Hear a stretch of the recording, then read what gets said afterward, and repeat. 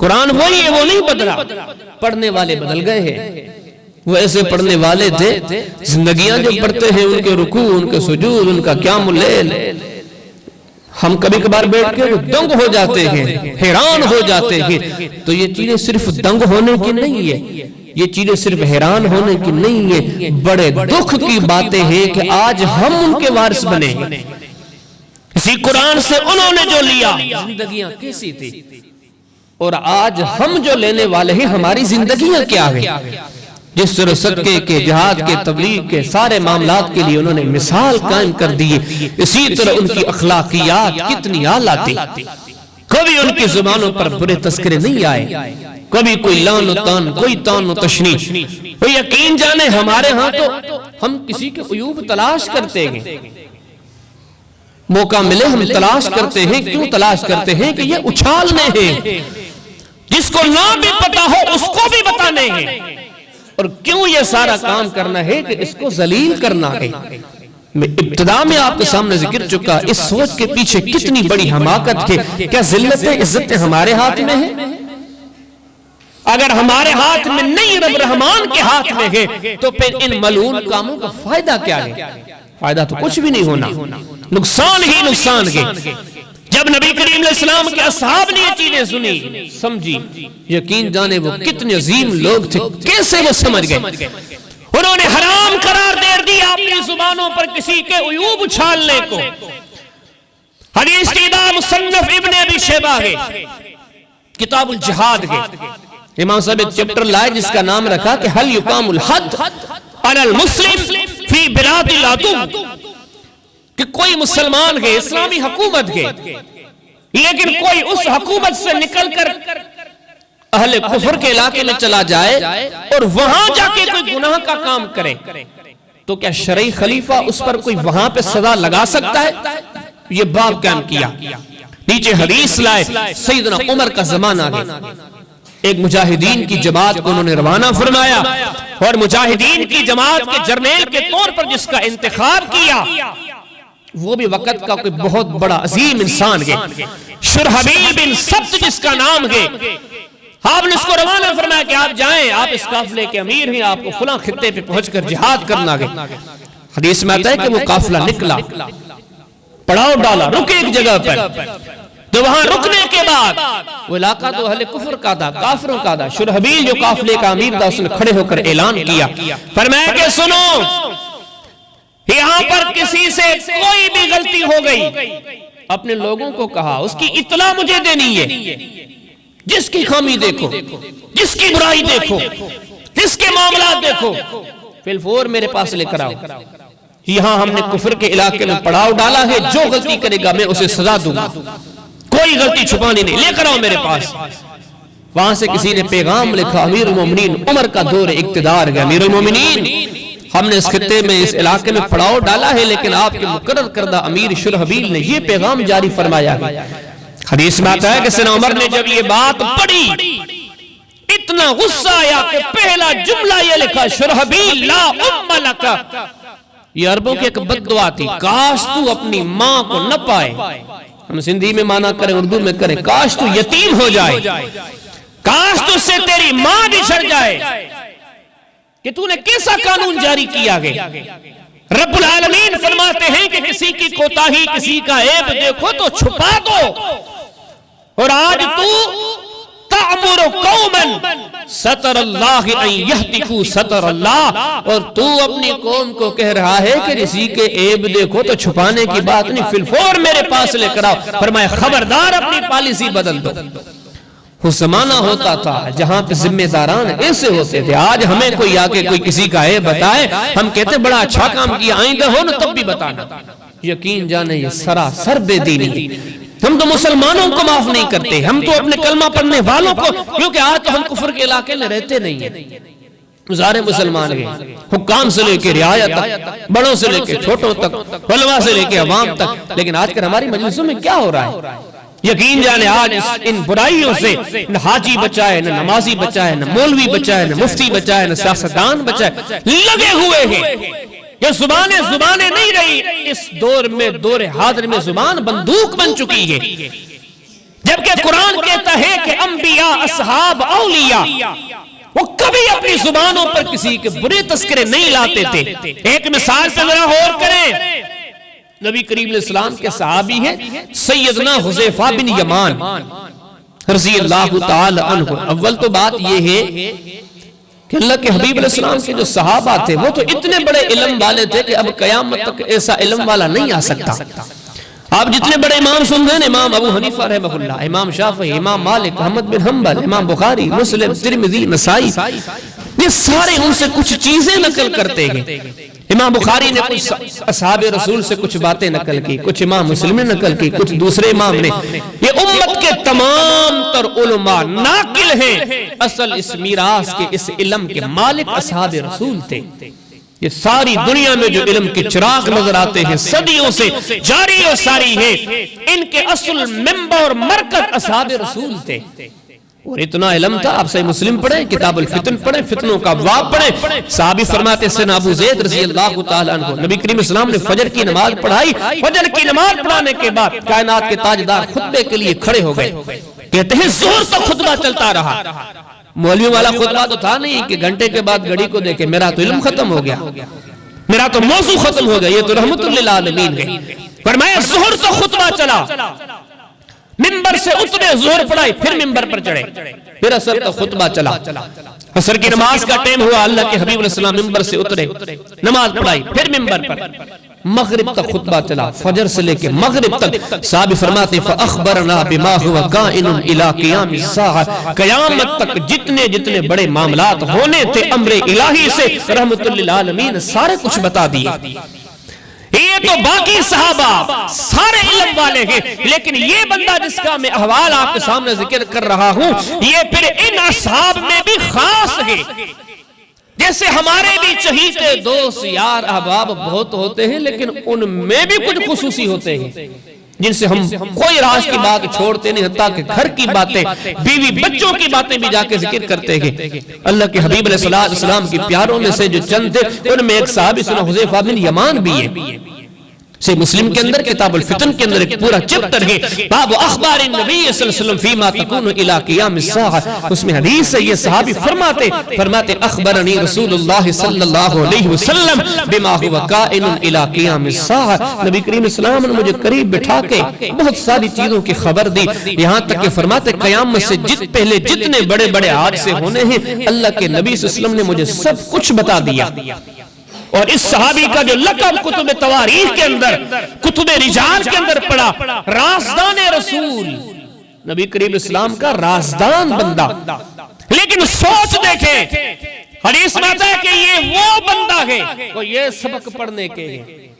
ہم نمازی تو بن گئے لیکن یہ سبق نہیں پڑھ سکے، حاجی تو بن گئے، ساری عبادتیں آ گئی، لیکن زبان اسی بندوق اور تلوار کی طرح چل رہی۔ یہ نماز کس کام کی ہے؟ کتنی حدیثیں ہیں، رحمت للعالمین نے فرمایا کل نمازی آئے گا لیکن اس کی نماز اس کی پاس چلی جائے گی جس کو اس نے ستایا تھا۔ مجھے بتاؤ اس نمازی کے سردی کے وضو کا کیا فائدہ؟ یہ جہاد، یہ دعوت، یہ تبلیغ، یہ نیکی، سارے نیکی سے پہلے یہ سوچنا ہے کہ وہ دروازے بند کر لے جہاں سے نیکیوں کے ضائع ہونے کا خطرہ ہے۔ وہ یہ ہے کہ زبانوں پر کنٹرول، عبادتیں ساری کرتے ہیں، دوسری طرف معاملات یہ ہیں۔ یہاں ان لوگوں پر دیکھیں علم والے، پھر ان میں سے بھی اللہ کے حبیب علیہ السلام کی انتہائی قریبی۔ حدیث میں آتا ہے کہ نبی کریم علیہ السلام کے زمانے میں جتنے منافقین تھے، جتنے منافقین، نبی کریم علیہ السلام نے چن چن کے اس بندے کو نام بتائے تھے کہ یہ بندہ، یہ مدینہ کا، یہ مدینہ کے گرد و نواح کا، یہ منافق ہے۔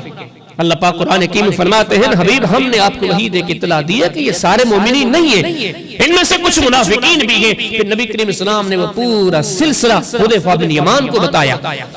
کمال درجے کی بات یہ ہے، منافقین کوئی مسلمان تھوڑی ہے، منافقین کافروں میں سے بھی شدید ترین کافر تھے۔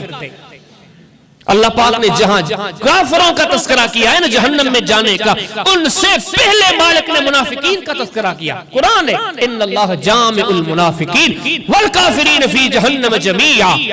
مولا کریم فرماتے ہیں کافر بلکہ ان سے بھی پہلے منافق یہ جہنم میں جائیں گے۔ منافق وہ غلیظ ترین قوم ہے کہ قرآن کہتا ہے ان المنافقین فی الدرک الاسفل من النار.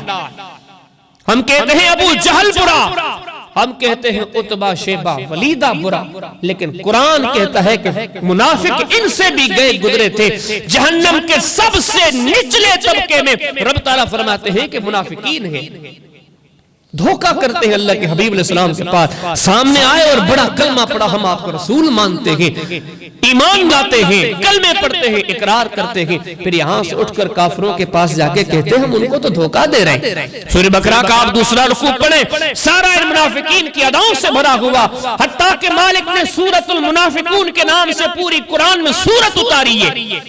حقیقتوں پہ غور کریں، کافر سے بھی ایک طبقہ بلند، ذلت و تباہی اور بربادی اور شیطان گری میں یہ کافروں سے بھی گئے گزرے ہیں. آج نبی کریم صلی اللہ علیہ وسلم نے ان کے معاملات سے حذیفہ کو باخبر کیا ہے. مدینے میں فلاں فلاں منافق رہتے ہیں، لیکن کمال درجہ ان لوگوں کے صبر اور بردباری کا تھا. زندگی کھپ گئی، کبھی منافقین سے بھی پردہ نہیں اٹھایا. یہ بڑی بات نہیں ہے. کئی بار لوگوں نے کہا حذیفہ آپ تو اللہ کے حبیب علیہ السلام کے قریبی تھے، آپ کو بتایا گیا. فرماتے ہیں ہاں مجھے پتا ہے لیکن بتاؤں گا نہیں. حدیث میں آتے آپ سے بخاری پڑھیں، کتاب تفسیر پڑھیں، اس کا پورا چیپٹر پڑھیں، باب قولہ تعالی فقاتلوا ائمۃ الکفر. ایک بار لوگوں نے تنگ کیا، حذیفہ منافقین کے حوال تو دیں.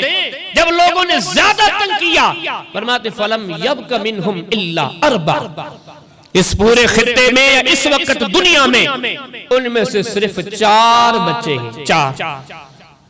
اور آگے فرماتے ہیں وَإِنَّ أَحَدَهُمْ لَشَيْخٌ كَبِيرٌ، ان 4 میں سے بھی ایک کی عمر بہت بڑی ہو گئی ہے، وہ اتنا بوڑھا بن چکا ہے کہ ما یجد برد الماء من الکبر، بوڑھاپے کی وجہ سے کتنا بھی ٹھنڈا پانی اسے پلایا جائے اسے ٹھنڈک تک محسوس نہیں ہوتی.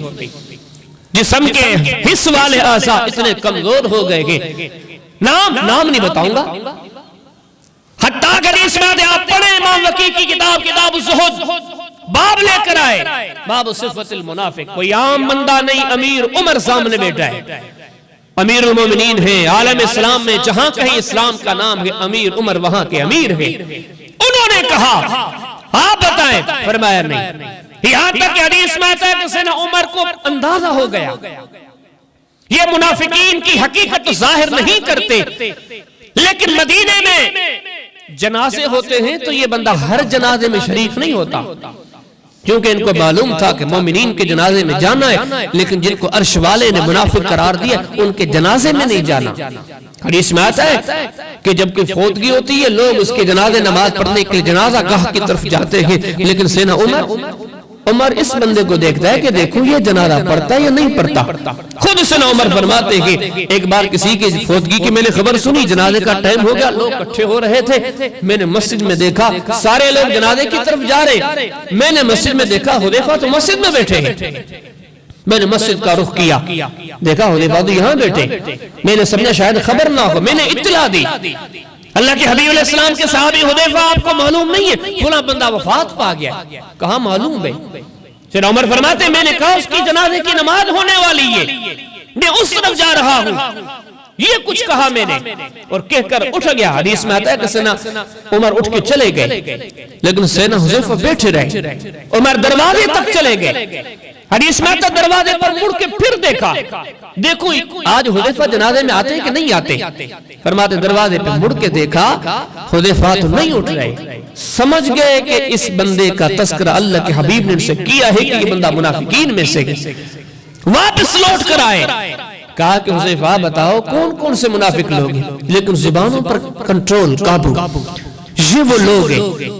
ہم تو مسلمانوں کے اچھالنے سے فارغ نہیں اور کہتے ہم سارے ہیں کہ ہم جنت کے راستے پہ جا رہے ہیں. ماشاءاللہ اس سال بھی حج پہ گیا تھا، عمرے بھی کر دیتا ہوں، نماز بھی 2-4 پڑھ دیتا ہوں، موقع ملتا ہے تو تلاوت بھی کر دیتا ہوں، تبلیغ کے لیے ماشاءاللہ آتے جاتے لوگ. ہم اس طرف اتنی ساری اپنے لیے تباہیاں بو رہے ہیں اور دوسری طرف یہ نیکیاں، یہ اصل چیز ہے. میں نے ابتدا میں کہا کہ کسان فصل لگانے سے پہلے گندی گھاس نکالتا ہے، اعلیٰ سے اعلیٰ بیج، لیکن آپ نے ایسی زمین پر لگائی جو صاف نہیں ہے، وہ نہیں اگنی. اور نبی کریم علیہ السلام نے 13 سال مکے کی قریب کسی نیکی کی تعلیم نہیں دی. یہ جہاد، یہ تبلیغ، یہ تلاوت، یہ سارے معاملات جب دیکھا کہ دل صاف ہو گئے، معاملات سنور گئے ہیں، گناہوں سے لوگ رک گئے ہیں، نماز بھی مدینہ میں ملی، حج بھی مدینہ میں ملا، عمرہ بھی مدینہ میں ملا، ہر نیکی مدینہ میں ملی. پہلے ان چیزوں سے اپنے آپ کو بچائیں. یہ اصحاب رسول ہے، یہی صحابی حذیفہ ہیں. کیسے ان کی زبانیں، اور میں آپ کو بار بار یہ جملے کہہ رہا ہوں، مومنوں کے لیے نہیں، مسلمانوں کے لیے نہیں، ان کی زبانیں تو اتنی کنٹرول میں ہیں کہ کافروں کے عیوب نہیں اچھالتے. حدیث کی کتاب مصنف ابن ابی شیبہ، اس میں اندر ایک کتاب ہے کتاب الفطر، اس میں امام صاحب نے پورا چیپٹر قائم کیا ہے کہ من کرہ الخروج فی الفتن. وہاں پر یہ حدیث لائے گئے. ایک دفعہ سیدنا حذیفہ بن یمان بیٹھے ہوئے تھے، لوگوں کو دین کی باتیں بتا رکھے تھے. آپ نے فرمایا کہ نبی کریم علیہ السلام کی یہ بات مجھے یاد ہے، آپ کی پیشن گوئی، آپ کی وصیت مجھے یاد ہے، تقتلوا فئتان بہذا الغیت، کہ انقریب دو طبقے آپس میں لڑیں گے. لیکن یہ ہے وہ لڑیں گے بھی ایک گندی چیز پر، گندی جگہ پر. وہ کرے گا میں کنٹرول کروں، وہ کہے گا میں کنٹرول کروں. اور یہ ہے کہ وہ دونوں مسلمان نہیں ہوں گے، مومن نہیں ہوں گے. اللہ کے حبیب علیہ السلام نے عرب کے خطے پہ ان دونوں طبقوں کا تذکرہ کیا. سامنے والا جو بندہ بیٹھا تھا زید بن وہب نام ہے، وہ کہتا ہے میں نے آگے بڑھ کے پوچھا حذیفہ وہ کون سے لوگ ہیں، کچھ نشانیاں بتاؤ. حالانکہ مومنین کا تذکرہ نہیں ہو رہا، مومنوں کے تو پردے داری کا رب نے حکم دیا ہے، منافقوں کا تذکرہ ہو رہا ہے، کافروں کا تذکرہ ہو رہا ہے. وہ لڑیں گے. لیکن یہ وہ لوگ تھے، سامنے پوچھنے والا پوچھتا ہے بتاؤ ان کی نشانیاں، فرماتے لا ابالی، میں کبھی نہیں بتاؤں گا.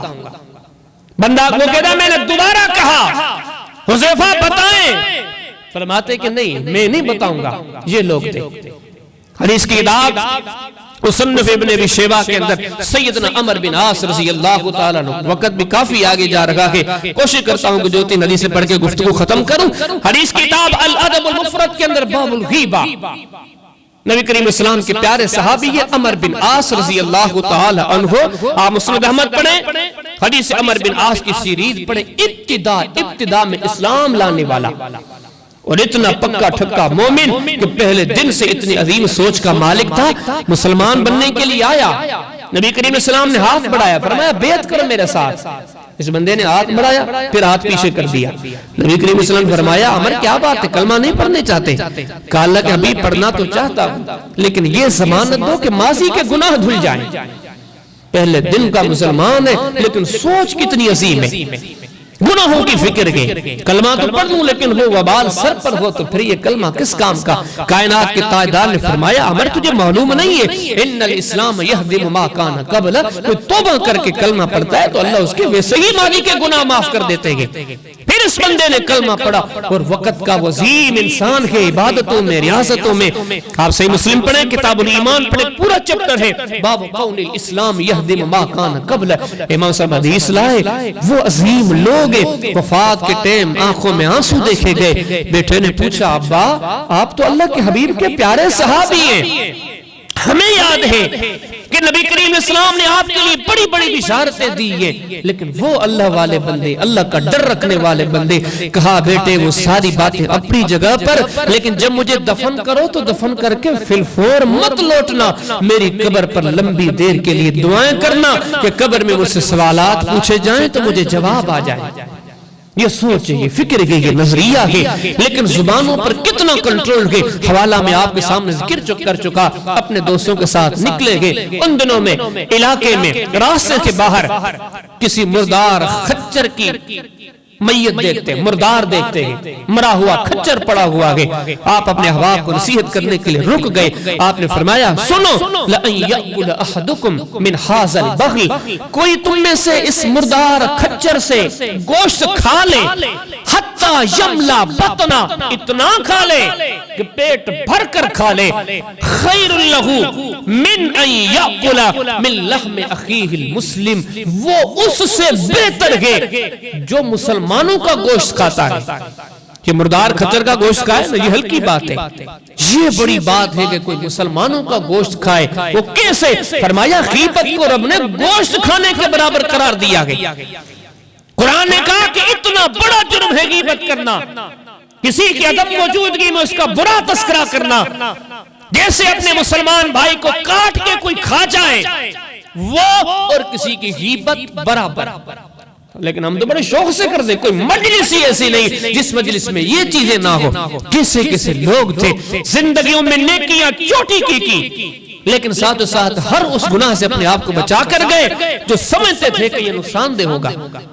امام ابن سیری رحمہ اللہ، امام ابن ابی شیبہ نے، امام وکیل کتاب الزہد میں باب الغیبہ میں یہ بات لائی کہ ان کے سامنے ایک بندے کا تذکرہ ہوا، ایک بندے کا ذکر ہوا، جیسے ہمارے میں کہنا فلاں بندہ، ذکر کرنے کے بعد ابن سیرین کہتے ہیں ذاک الاسود، جیسے ہم بھی کوئی نشانیاں بیان کرتے ہیں نا عام طور پر، وہ جو قد کا لمبا سا، وہ جو وہاں بیٹھتا ہے، نشانیاں ہم دیتے، وہ سامنے سے جب تذکرہ ہوا ابن سیرین کہتے ہیں ذاک الاسود، وہ بندہ جو رنگ کا سانولا سا ہے۔